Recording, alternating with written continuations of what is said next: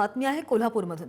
कोल्हापूरमधल्या शासकीय रुग्णालयाच्या बांधकामावर प्रश्नचिन्ह उपस्थित होत आहे, कारण की शेंडा पार्कमध्ये सुरू असलेल्या रुग्णालयाच्या बांधकामावर प्रश्नचिन्ह उभं राहत आहे। रुग्णालयाच्या बांधकामातल्या कॉलममध्ये अलाइनमेंट संदर्भात सवाल उपस्थित केले गेले। 2 मजल्यांवरील बाजूचे कॉलम सरळ नसल्याचं समोर आलेलं आहे आणि तज्ञांकडून तपासणी करण्याची पुढारी न्यूजनं मागणी केली आहे। बांधकामामध्ये झालेली चूक ही किती गंभीर आहे हे तपासण्याची गरज सध्या व्यक्त होतीये। तब्बल 1100 बेडच्या भव्य दिव्य रुग्णालयाच्या कामासंदर्भातच प्रश्नचिन्ह उपस्थित होत आहे।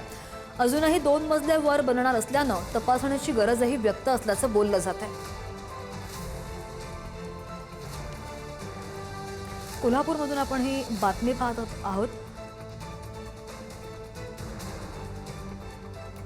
कोल्हापूरमधील शासकीय रुग्णालयाच्या बांधकामावर प्रश्नचिन्ह उपस्थित होतं, कारण की शेंडा पार्कमध्ये जे बांधकाम सुरू आहे रुग्णालयाचं, त्या बांधकामावर प्रश्नचिन्ह उपस्थित असल्याचं बोललं जात आहे। रुग्णालयाच्या बांधकामातल्या कॉलममध्ये अलाइनमेंट संदर्भात सवाल उपस्थित केले जात आहेत, कारण की 2 मजल्यांवरील बाजूचे कॉलम सरळ नसल्याचं आता समोर आलंय।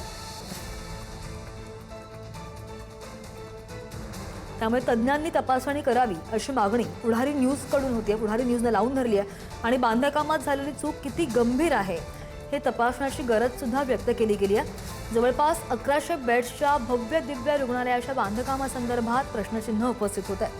अजूनही 2 मजले वरती बनणार आहेत आणि त्यामुळे तपासण्याची गरज आहे असं सुद्धा बोललं जात आहे। बातमी आहे कोल्हापूरमधून।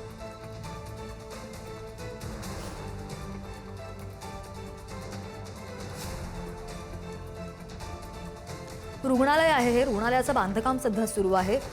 कोल्हापूरमधून आपण हे दृश्य पाहतोय।